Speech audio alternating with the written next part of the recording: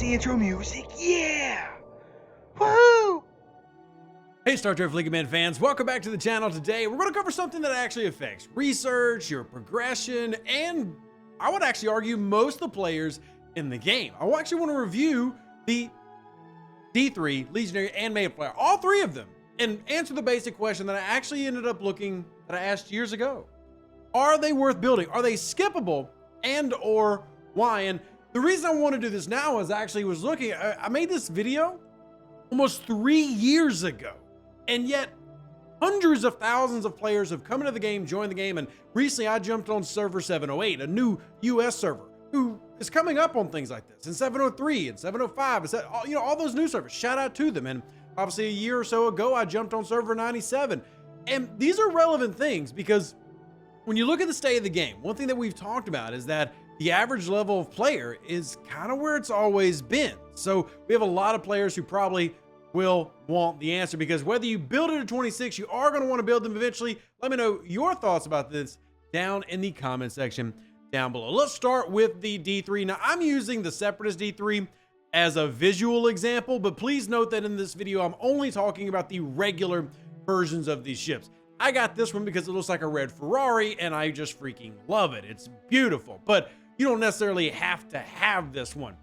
But in terms of what the D3 does, these are your total cost to actually upgrade and max it, as well as the cost to unlock it, which is going to be 10,000 faction credits. You cannot get this by grinding hostiles. The 26s are pretty unique in that, as when they came out way back in the day, shout out to my friend Ultimate DJ, another one of our content creators, he spent a lot of money to get his Mayflower. They never ended up adding them to loot drops. And you can get them in other ways, but the primary way a lot of players will get them is through the faction credit exchange. And as you can see, cost-wise, not terribly expensive, but for a level 26 player, telling them that they need 4,600 3-star crystal is 4,600. That's a lot, right? That's a lot. But it will get cheaper in time. Now, what are the pros to building D3, Legionary, etc.?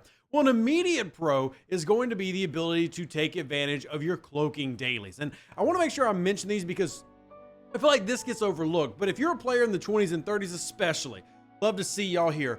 Good to see you. Hit the follow button if you haven't already. But these things can get overlooked, which are these cloaking dailies right here. Cloaked Bandit and Cloaked Assassin. Particularly I want you to look at Cloaked Bandit because it's so easy to complete. Defeat one hostile ship or player with a cloak ship. That's it. Doesn't even have to be level dependent. You don't even need to go beat a level 40 ship or anything. Just take your ship. I'll use my regular Legionary here. So standard Legionary, turn the cloak on.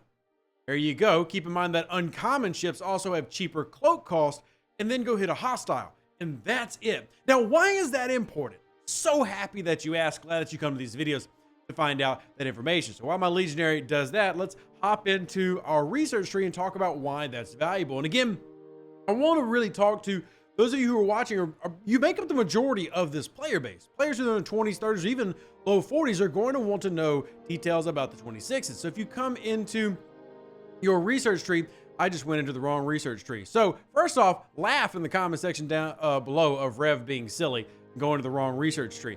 But if you come over here, you're going to find some cloaked researching. The main ones I want you to focus on as a lower level player. The point of getting a 26 is so that you can start doing things like this. A blade of hull armor, giving you a 175% bonus to your hull. Now, this is effective regardless of whether you have the cloak turned on. This is just a pure bonus. And even though we live in a game of power creep, where so many different things have been added to the game, at lower levels, not all those things are there, but this is. And this can be a definitive addition to your fleet, where now all of your ships are stronger, and then there's a shield version as well. And simply completing that daily is going to help you get the materials needed to do that. And keep in mind that I just did that with a baby Legionary. When I say baby, I mean it's tier 1, level 1. I haven't done anything with it at all. I simply built it, and there it is. Now, that actually starts to answer the premise of the original question that I launched in this video.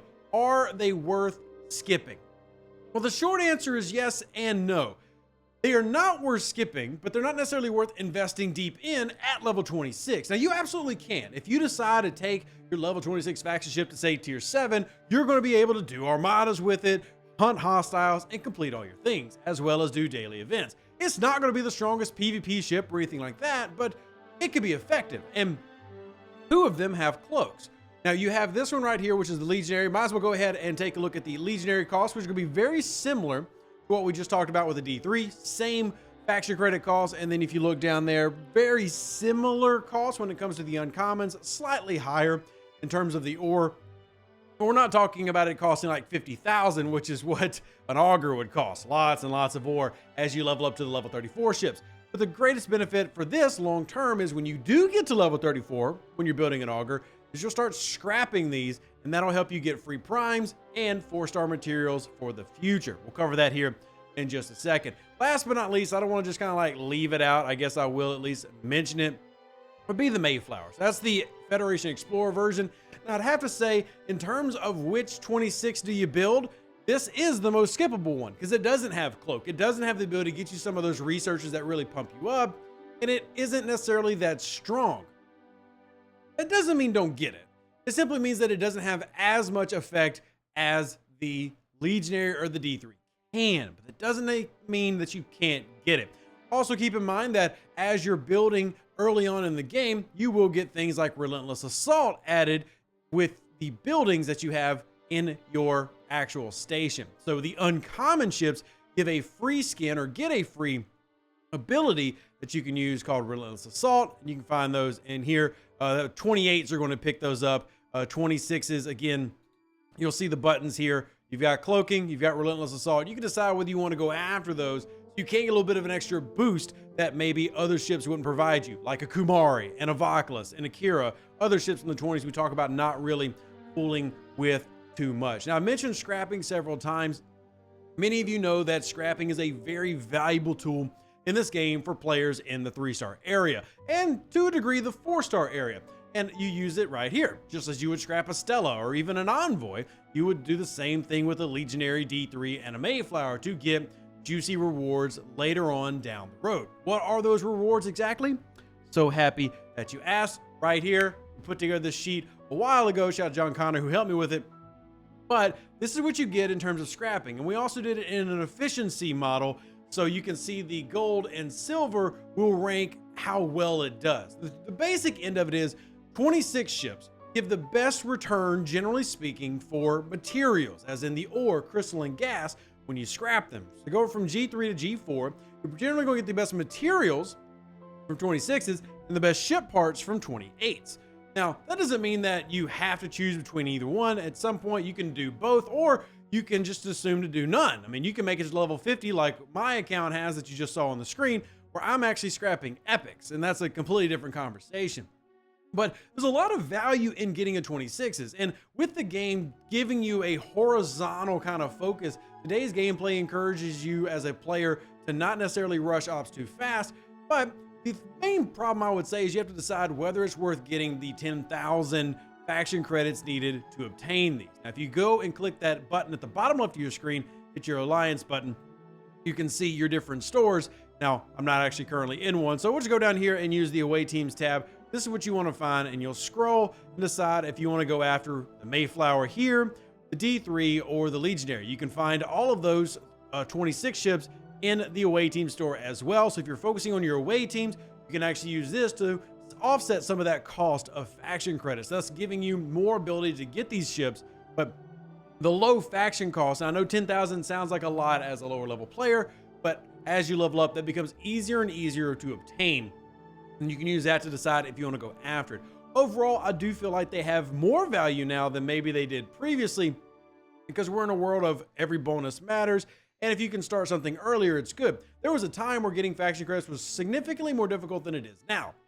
Whereas now we really emphasize players to focus on things like away teams early so that you can go through different events like Imperial Strategy as a great example, where as you are going through and you unlock officers, now I don't expect everybody, especially lower levels, to do what I'm about to do and just have like a 95% crit chance. You can see I use Sharvan here, but she's one of the main ones for this particular mission. So I'm going to put her up there. I'm going to grab somebody who has the manipulative trait like Tomalak, who I don't use for anything else, put a health officer up there, and then away I'll go. I'll actually will use, let's just use Rom just for the sake of it. That's for me 2,000 faction credits. For you, even if it's only a few hundred, this is something that you can use to help justify this.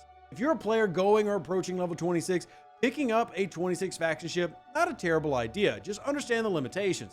Understand that if you are going after a D3, that's going to really mess with your needs for Crystal, for your Horizon, and your Vidar. So, something to think about. But at the same time, those cloaking dailies can be very valuable for a player in the 20s and 30s to progress and have stronger, more capable ships. And in terms of crewing, it's pretty simple. Pike Moreau Chin, or if you haven't unlocked Pike Moreau, you can use Next Gen LaForge and Next Gen Crusher. And that's Talon for interceptors because of kinetic weapons, and Chin for energy weapons like on explorers, traders, etc.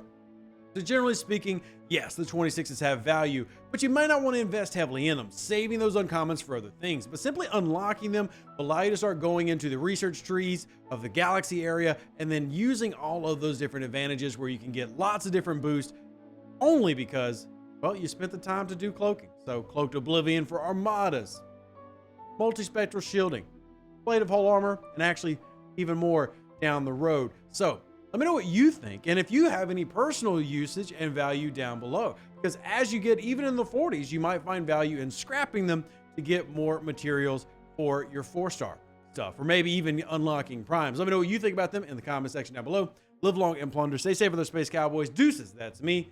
Hit you on the next Star Trek League Man video. Appreciate every single one of you, and I'm out. An even better outro than the intro. For the Empire and glory to your house.